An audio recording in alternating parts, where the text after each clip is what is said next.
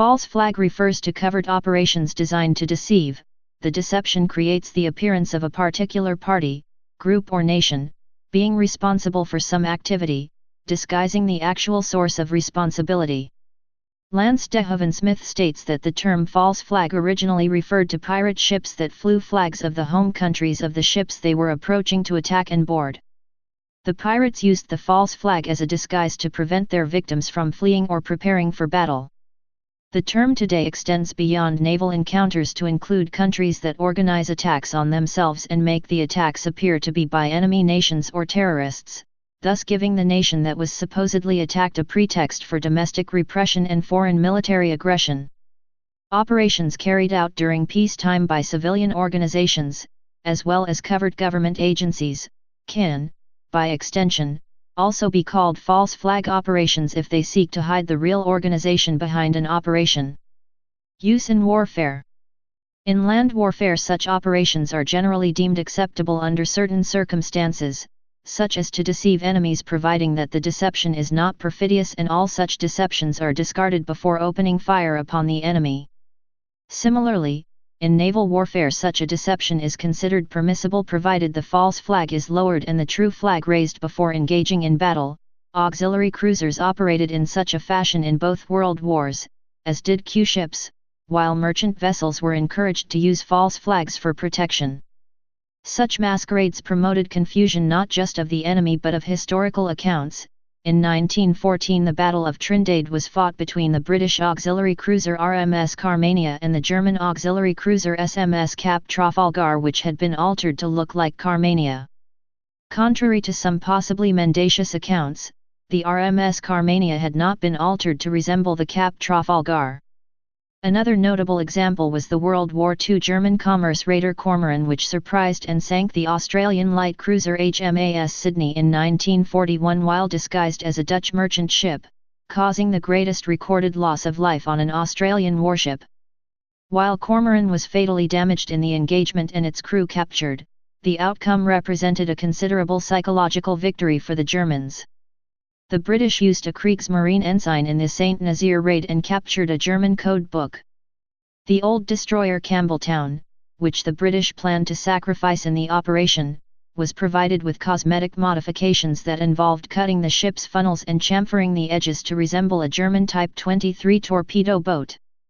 By this ruse the British were able to get within 2 miles, 3 kilometers, of the harbour before the defences responded, where the explosive-rigged Campbelltown and commandos successfully disabled or destroyed the key dock structures of the port. Air warfare. In December 1922 February 1923, rules concerning the control of wireless telegraphy in time of war and air warfare, drafted by a commission of jurists at The Hague, regulates. Art. 3. A military aircraft must carry an exterior mark indicating its nationality and its military character. Art. 19. The use of false exterior marks is forbidden. This draft was never adopted as a legally binding treaty, but the ICRC states in its introduction on the draft that, to a great extent, correspond to the customary rules and general principles underlying treaties on the law of war on land and at sea, and as such these 2 non-controversial articles were already part of customary law. Land warfare. In land warfare, the use of a false flag is similar to that of naval warfare. The trial of Otto Skorzeny, who planned and commanded Operation Grief, by a U.S. military tribunal at the Dachau trials included a finding that Skorzeny was not guilty of a crime by ordering his men into action in American uniforms. He had relayed to his men the warning of German legal experts, that if they fought in American uniforms, they would be breaking the laws of war. However, they probably were not doing so simply by wearing the American uniforms. During the trial, a number of arguments were advanced to substantiate this position, and the German and U.S. military seem to have been in agreement. In the transcript of the trial, it is mentioned that paragraph 43 of the field manual published by the War Department, United States Army, on October 1, 1940, under the entry rules of land warfare states national flags, insignias and uniforms as a ruse. In practice it has been authorized to make use of these as a ruse. The foregoing rule, Article 23 of the Annex of the IVTH Hague Convention, does not prohibit such use, but does prohibit their improper use. It is certainly forbidden to make use of them during a combat. Before opening fire upon the enemy, they must be discarded. The American Soldier's Handbook was also quoted by Defense Counsel. The use of the enemy flag, insignia, and uniform is permitted under some circumstances. They are not to be used during actual fighting, and if used in order to approach the enemy without drawing fire, should be thrown away or removed as soon as fighting begins. Subsequently, the outcome of the trial has been codified in the 1977 Protocol additional to the Geneva Conventions of August 12, 1949, Protocol I. Article 37. Prohibition of perfidy. 1. It is prohibited to kill, injure, or capture an adversary by resort to perfidy. Acts inviting the confidence of an adversary to lead him to believe that he is entitled to, or is obliged to accord, protection under the rules of international law applicable in armed conflict, with intent to betray that confidence, shall constitute perfidy. The following acts are examples of perfidy. A. The feigning of an intent to negotiate under a flag of truce or of a surrender. B. The feigning of an incapacitation by wounds or sickness. C. The feigning of civilian, non-combatant status, and D. The feigning of protected status by the use of signs, emblems, or uniforms of the United Nations or of neutral or other states not parties to the conflict. 2. Ruses of war are not prohibited. Such ruses are acts which are intended to mislead an adversary or to induce him to act recklessly but which infringe no rule of international law applicable in armed conflict and which are not perfidious because they do not invite the confidence of an adversary with respect to protection under that law. The following are examples of such ruses: the use of camouflage, decoys, mock operations, and disinformation. Article 38. Recognized emblems. 1. It is prohibited to make improper use of the distinctive emblem of the Red Cross, Red Crescent, or Red Lion and Sun or of other emblems, signs or signals provided for by the conventions or by this protocol. It is also prohibited to misuse deliberately in an armed conflict other internationally recognized protective emblems, signs, or signals, including the flag of truce, and the protective emblem of cultural property. 2. It is prohibited to make use of the distinctive emblem of the United Nations, except as authorized by that organization. Article 39. Emblems of nationality.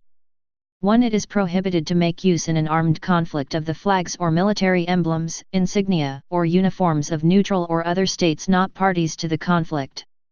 2. It is prohibited to make use of the flags or military emblems, insignia, or uniforms of adverse parties while engaging in attacks or in order to shield, favor, protect or impede military operations.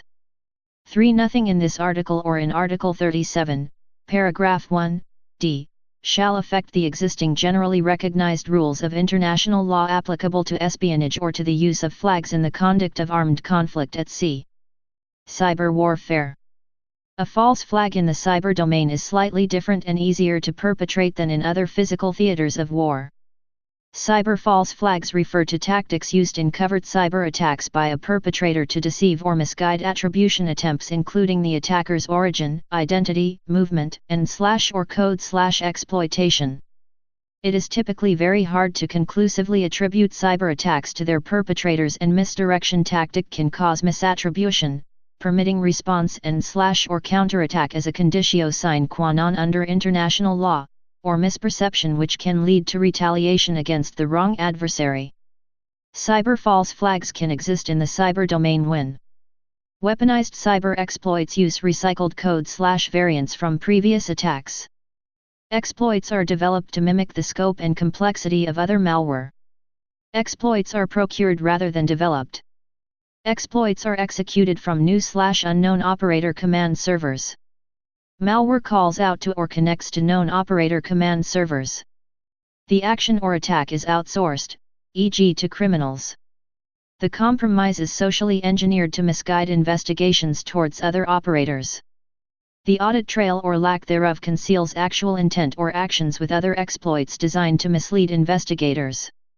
As pretexts for war. Russo-Swedish War.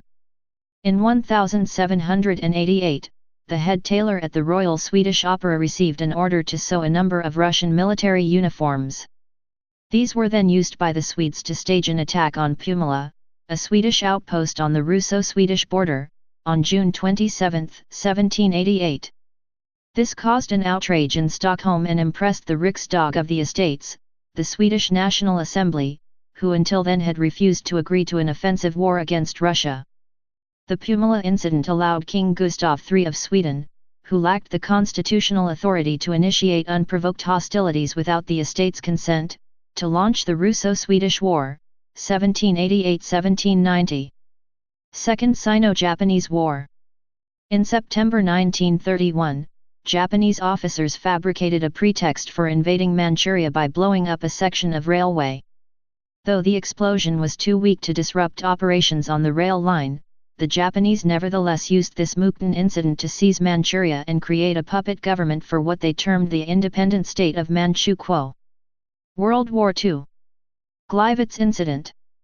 The Gleiwitz incident in 1939 involved Reinhard Heydrich fabricating evidence of a Polish attack against Germany to mobilize German public opinion for war and to justify the war with Poland. Alfred Ajax was a key organizer of the operation under orders from Heydrich. It led to the deaths of Nazi concentration camp victims who were dressed as German soldiers and then shot by the Gestapo to make it seem that they had been shot by Polish soldiers. This, along with other false flag operations in Operation Himmler, would be used to mobilize support from the German population for the start of World War II in Europe. The operation failed to convince international public opinion of the German claims, and both Britain and France, Poland's allies, declared war 2 days after Germany invaded Poland. Winter War. On November 26, 1939, the Soviet army shelled Mainila, a Russian village near the Finnish border. Soviet authorities blamed Finland for the attack and used the incident as a pretext to invade Finland, starting the Winter War. 4 days later. Cuban Revolution. Operation Northwoods. The proposed, but never executed, 1962 Operation Northwoods plot by the U.S. Department of Defense for a war with Cuba involved scenarios such as fabricating the hijacking or shooting down of passenger and military planes, sinking a U.S. ship in the vicinity of Cuba, burning crops, sinking a boat filled with Cuban refugees, attacks by alleged Cuban infiltrators inside the United States, and harassment of U.S. aircraft and shipping, and the destruction of aerial drones by aircraft disguised as Cuban MiGs. These actions would be blamed on Cuba, and would be a pretext for an invasion of Cuba and the overthrow of Fidel Castro's communist government. It was authored by the Joint Chiefs of Staff, but then rejected by President John F. Kennedy. The surprise discovery of the documents relating to Operation Northwoods was a result of the comprehensive search for records related to the assassination of President John F. Kennedy by the Assassination Records Review Board in the mid-1990s. Information about Operation Northwoods was later publicized by James Bamford as a tactic to undermine political opponents. Reichstag fire. The Reichstag fire was an arson attack on the Reichstag building in Berlin on February 27, 1933. The fire started in the session chamber, and, by the time the police and firemen arrived, the main room was engulfed in flames.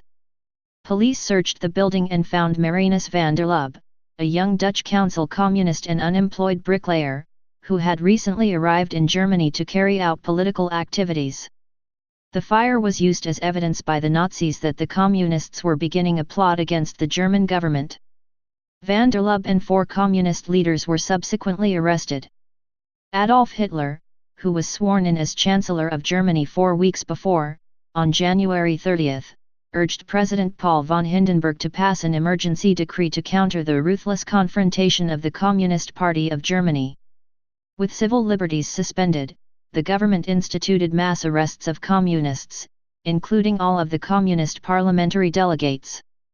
With their bitter rival communists gone and their seats empty, the National Socialist German Workers' Party went from being a plurality party to the majority. Subsequent elections confirmed that position and thus allowed Hitler to consolidate his power.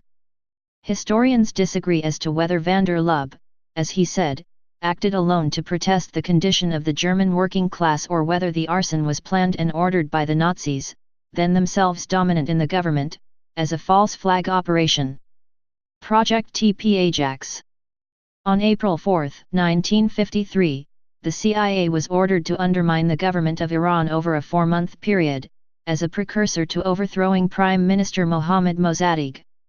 One tactic used to undermine Mossadegh was to carry out false flag attacks on mosques and key public figures, to be blamed on Iranian communists loyal to the government.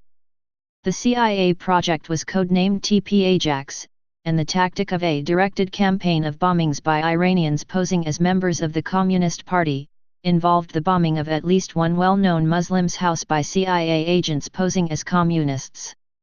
The CIA determined that the tactic of false flag attacks added to the positive outcome of Project TP Ajax. However, as the CIA burned nearly all of its files on its role in the 1953 coup in Iran, the true extent of the tactic has been difficult for historians to discern. Pseudo-operations. Pseudo-operations are those in which forces of one power disguise themselves as enemy forces. For example, a state power may disguise teams of operatives as insurgents and, with the aid of defectors, infiltrate insurgent areas. The aim of such pseudo-operations may be to gather short or long-term intelligence or to engage in active operations, in particular assassinations of important enemies. However, they usually involve both, as the risks of exposure rapidly increase with time and intelligence gathering eventually leads to violent confrontation. Pseudo-operations may be directed by military or police forces, or both. Police forces are usually best suited to intelligence tasks, however, military provide the structure needed to back up such pseudo-ops with military response forces. According to U.S. military expert Lawrence Klein, 2005, the teams typically have been controlled by police services, but this largely was due to the weaknesses in the respective military intelligence systems. The State Political Directorate, OGPU, of the Soviet Union set up such an operation from 1921 to 1926. During Operation Trust, they used loose networks of White Army supporters and extended them, creating the Pseudo-Monarchist Union of Central Russia, MUCR, in order to help the OGPU identify real monarchists and anti-Bolsheviks. An example of a successful assassination was United States Marine Sergeant Herman H. Hannikin leading a patrol of his Haitian gendarmerie disguised as enemy guerrillas in 1919. The patrol successfully passed several enemy checkpoints in order to assassinate the guerrilla leader Charlemagne Péralte near Grande Rivière du Nord. Hannikin was awarded the Medal of Honor and was commissioned a second lieutenant for his deed. During the Mau Mau uprising in the 1950s, captured Mau Mau members who switched sides and specially trained British troops initiated the pseudo-gang concept to successfully counter Mau Mau. In 1960, Frank Kitson, who was later involved in the Northern Irish conflict and is now a retired British general, published Gangs and Counter-Gangs, an account of his experiences with the technique in Kenya. Information included how to counter gangs and measures of deception, including the use of defectors, which brought the issue a wider audience. Another example of combined police and military oversight of pseudo-operations include the Silla Scouts in the former country Rhodesia, now Zimbabwe, governed by white minority rule until 1980. The Silla Scouts were formed at the beginning of Operation Hurricane, in November 1973, by Major, later Lieutenant Colonel, Ronald Reed Daly. As with all special forces in Rhodesia, by 1977 they were controlled by COMOPS, Commander, Combined Operations, Commander Lieutenant General Peter Walls. The Silla Scouts were originally composed of 120 members, with all officers being white and the highest rank initially available for black soldiers being color sergeant. They succeeded in turning approximately 800 insurgents who were then paid by Special Branch, ultimately reaching the number of 1,500 members. Engaging mainly in long-range reconnaissance and surveillance missions, they increasingly turned to offensive actions, including the attempted assassination of Zimbabwe People's Revolutionary Army leader Joshua Komu in Zambia. This mission was finally aborted by the Silla Scouts, and attempted again, unsuccessfully, by the Rhodesian Special Air Service. Some offensive operations attracted international condemnation, in particular the Silla Scouts raid on a Zimbabwe African National Liberation Army, ZANLA, camp at Nyadzonia Pungwe, Mozambique in August 1976. ZANLA was then led by Josiah Tongogera. Using Rhodesian trucks and armored cars disguised as Mozambique military vehicles, 84 scouts killed 1,284 people in the camp. The camp was registered as a refugee camp by the United Nations, UN. Even according to Read Daily, most of those killed were unarmed guerrillas standing in formation for a parade. The camp hospital was also set ablaze by the rounds fired by the scouts, killing all patients. According to David Martin and Phyllis Johnson, who visited the camp shortly before the raid, it was only a refugee camp that did not host any guerrillas. It was staged for UN approval. According to a 1978 study by the Directorate of Military Intelligence, 68% of all insurgent deaths inside Rhodesia could be attributed to the Silla Scouts, who were disbanded in 1980.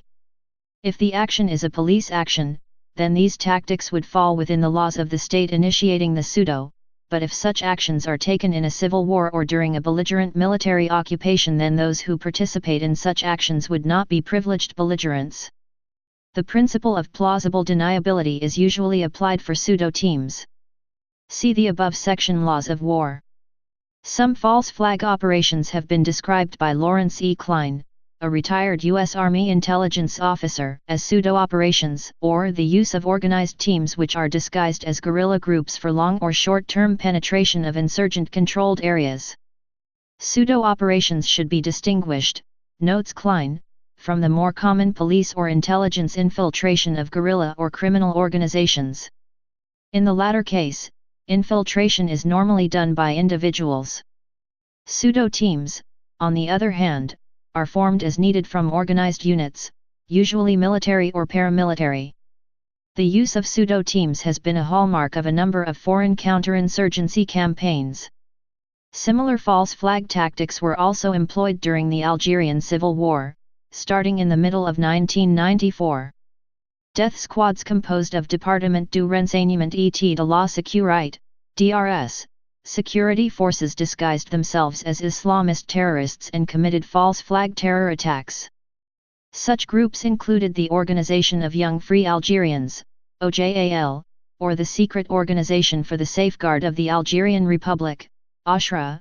According to Roger Faligat and Pascal Kropp, 1999, the OJAL was reminiscent of the Organization of the French Algerian Resistance, ORAF, a group of counter-terrorists created in December 1956 by the Direction de la Surveillance du Territoire, Territorial Surveillance Directorate, or DST, whose mission was to carry out terrorist attacks with the aim of quashing any hopes of political compromise.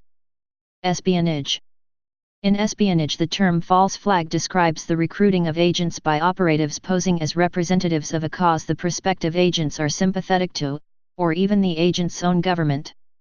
For example, during the Cold War, several female West German civil servants were tricked into stealing classified documents by agents of the East German Stasi intelligence service, pretending to be members of West German peace advocacy groups. The Stasi agents were also described as Romeos, indicating that they also used their sex appeal to manipulate their targets, making this operation a combination of the false flag and honey trap techniques. The technique can also be used to expose enemy agents in one's own service, by having someone approach the suspect and pose as an agent of the enemy. Earl Edwin Pitts, a 13-year veteran of the U.S. Federal Bureau of Investigation and an attorney, was caught when he was approached by FBI agents posing as Russian agents. British intelligence officials in World War II allowed double agents to firebomb a power station and a food dump in the UK to protect their cover, according to declassified documents. The documents stated the agents took precautions to ensure they did not cause serious damage. One of the documents released also stated, it should be recognized that friends as well as enemies must be completely deceived. Civilian usage. While false flag operations originate in warfare and government, they also can occur in civilian settings among certain factions, such as businesses, special interest groups, religions, political ideologies, and campaigns for office. Political campaigning. Political campaigning has a long history of this tactic in various forms, including in person, print media, and electronically in recent years. This can involve when supporters of one candidate pose as supporters of another, or act as straw men for their preferred candidate to debate against. This can happen with or without the candidate's knowledge. The Canuck letter is an example of one candidate creating a false document and attributing it as coming from another candidate in order to discredit that candidate. In 2006, individuals practicing false flag behavior were discovered and outed in New Hampshire and New Jersey after blog comments claiming to be from supporters of a political candidate were traced to the IP address of paid staffers for that candidate's opponent. On February 19, 2011, Indiana Deputy Prosecutor Carlos Lamb sent a private email to Wisconsin Governor Scott Walker suggesting that he run a false flag operation to counter the protests against Walker's proposed restrictions on public employees' collective bargaining rights. If you could employ an associate who pretends to be sympathetic to the union's cause to physically attack you, or even use a firearm against you, you could discredit the unions. Employing a false flag operation would assist in undercutting any support that the media may be creating in favor of the unions. The press had acquired a court order to access all of Walker's emails and Lamb's email was exposed. At first, Lamb vehemently denied it, but eventually admitted it and resigned. Ideological. Proponents of political or religious ideologies will sometimes use false flag tactics. This can be done to discredit or implicate rival groups, create the appearance of enemies when none exist, or create the illusion of organized and directed persecution. This can be used to gain attention and sympathy from outsiders, in particular the media, or to convince others within the group that their beliefs are under attack and in need of protection. In retaliation for writing The Scandal of Scientology, some members of the Church of Scientology stole stationery from author Paulette Cooper's home and then used that stationery to forge bomb threats and have them mailed to a Scientology office. The Guardian's office also had a plan for further operations to discredit Cooper known as Operation Freakout, but several Scientology operatives were arrested in a separate investigation and the plan was exposed. Conspiracy theories.